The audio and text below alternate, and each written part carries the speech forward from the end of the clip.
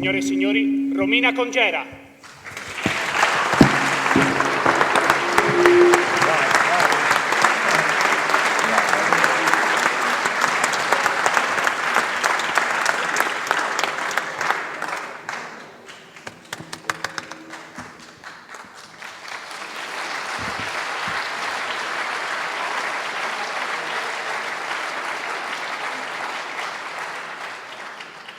Forse Bobore ha provocato alzando il pugno, magari lo faccio anch'io, anche senza dire ancora indipendenza, visto che non lo sono ancora, perché come diceva Omar non ho maturato la coscienza, però il pugno sollevato mi piace, quindi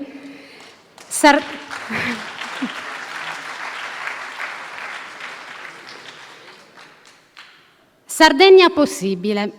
Ce lo chiediamo tutti e porsi delle domande in questo periodo significa sempre più di frequente fare i conti col proprio futuro, con le nostre incertezze, ma soprattutto con le nostre difficoltà. Se noi siamo chiamati a pronunciare questa frase senza il punto interrogativo, non possiamo pensare che le persone con cui parliamo e alle quali chiederemo la fiducia non mettano invece il punto interrogativo dicendo Sardegna possibile? O ancora, giocando coi punti esclamativi e interrogativi, dicendo Sardegna, possibile che siamo arrivati a questo punto? La prima cosa che mi viene in mente dopo aver scelto di aderire a questo progetto è una frase di Calvino che dice «D'una città non godi le 7 o le 77 meraviglie, ma la risposta che dà a una tua domanda». Andando in giro con Michela ho potuto toccare con mano quante domande vengano fatte e noi a queste domande vorremmo dare delle risposte, poiché non sono richieste di elemosina o di sogni da terra promessa, ma sono domande di persone che hanno avuto la capacità, nonostante tutto, di mettersi in gioco, di rischiare di allontanarsi dai sogni e dai progetti di una vita spesa, chi sui libri e chi a imparare una manualità che sempre meno viene valorizzata. Dunque la risposta che mi piace dare a questa mia personale domanda è: proviamo a far nascere una regione che sappia collaborare con chi la abita in un rapporto paritario, non più di sfruttamento da una parte o di delusione dall'altra. Lavoriamo con le persone con la nostra Sardegna. Quando ho accettato la proposta di Michela mi sono guardata indietro e ho potuto rivedere il mio passato politico, fatto di dedizione, esperienze privilegiate ma anche tante, troppe delusioni. Ma soprattutto la cosa che mi ha lasciato più perplessa riavvolgendo il nastro è stata la quasi certezza che pochissimi strascichi positivi sono rimasti dopo anni di attività. Allora ecco che dopo tanto tempo penso che le risposte possano e debbano essere trovate per quegli ambiti oggi maltrattati che sono la nostra naturale risorsa, la nostra forza, l'ambiente, il territorio, l'acqua. Parto da quest'ultima pensando ad Abbanoa, un organismo regionale, dunque pubblico, che però ha una gestione di tipo privatistico. Il sistema degli ambiti territoriali ormai è superato. Altre regioni hanno legiferato non utilizzando questa tipologia gestionale per il bene pubblico acqua. È necessario rivedere il sistema e attuare contemporaneamente politiche di rispetto dell'acqua e del suo corretto utilizzo, anche alla luce di ciò che succede nel resto del mondo, con molte guerre proprio per l'accesso all'utilizzo dell'acqua dolce, fonte di vita. L'ambiente e il territorio. Sardegna, l'isola più bella del mondo.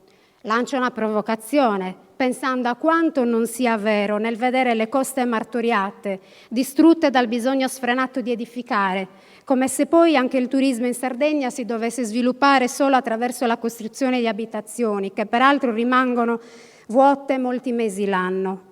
Ma oltre alle norme, al controllo, il ruolo della politica è quello di imprimere un cambiamento culturale, una svolta, rispettosa dell'ambiente e del territorio, ma tenendo sempre a mente che le persone abitano i territori e li tengono vivi. L'ambito su cui posso soffermarmi meglio è quello del lavoro, nello specifico dell'assessorato del lavoro. Credo che col tempo purtroppo si sia trasformato sempre più in un assessorato che altro non offre che possibilità di ottenere ammortizzatori sociali, salvo qualche raro caso di intervento di politica attiva. Io credo che ci siano tutte le possibilità affinché, sfruttando al massimo le risorse provenienti dall'Unione Europea, e sono veramente tante, si possano compiere azioni che intervengano sull'accesso al mondo del lavoro di disoccupati e inoccupati. attraverso azioni di trasferimento di competenze da parte dei lavoratori anziani verso quelli più giovani, attraverso la costituzione di reali contratti di tirocinio. Non abbiamo molto da inventare, ma possiamo traslare e adattare alla nostra realtà sarda situazioni già esistenti o in altre regioni o nel resto d'Europa. Che più di noi ha sempre pensato ai giovani, non considerati come il nostro futuro, come spesso si usa dire, ma come il presente, perché il presente siamo. E alle donne, ai disabili, agli anziani, come persone che vivono il presente e che hanno il diritto di avere un futuro migliore per la propria esistenza, anche perché rispetto a questo presente non ci vuole proprio molto nell'immaginare di volere qualcosa di meglio. È inaccettabile per me continuare ad ignorare una generazione, la mia, quella che va dai 30 ai 40 anni, che è stata illusa con la speranza di un futuro migliore rispetto a quello dei nostri genitori e distrutta poiché è negato alla stragrande maggioranza l'accesso al lavoro dopo anni di impegno scolastico. E aggiungo, sprecando milioni di euro di risorse pubbliche facendoci credere di essere invece competitivi.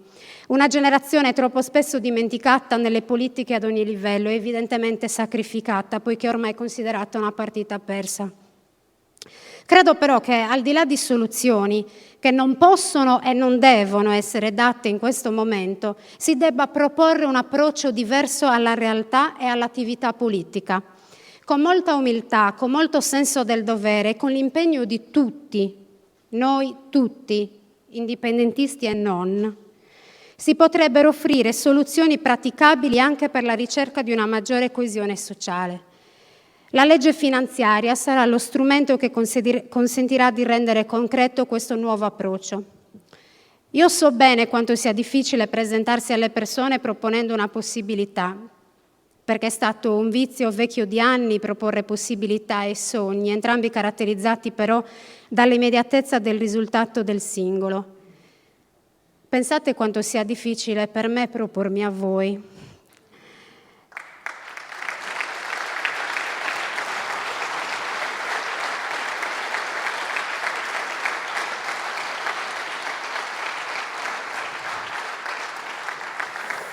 Allora penso che il nostro concetto di Sardegna possibile derivi da ciò che abbiamo visto e da ciò che vedremo incontrando le persone, il possibile che nasce dal vero, da ciò che già potenzialmente lo è, ma rimane sommerso a causa di un isolamento fisiologico, ma non perché siamo pocos, locos, y mal unidos, e prima Nicola ce ne ha dato tante belle spiegazioni, ma perché ci hanno sempre trattato come se lo fossimo. La Sardegna possibile che immagino nasce sulle menti e sulle mani di tanti che ancora ci credono. E allora mi permetto umilmente di citare San Francesco dicendo che dobbiamo cominciare col fare ciò che è necessario, poi ciò che è possibile e all'improvviso ci sorprenderemo a fare l'impossibile. Io credo nella possibilità di realizzare l'impossibile e voglio contribuire a creare una Sardegna possibile. Basta volerlo.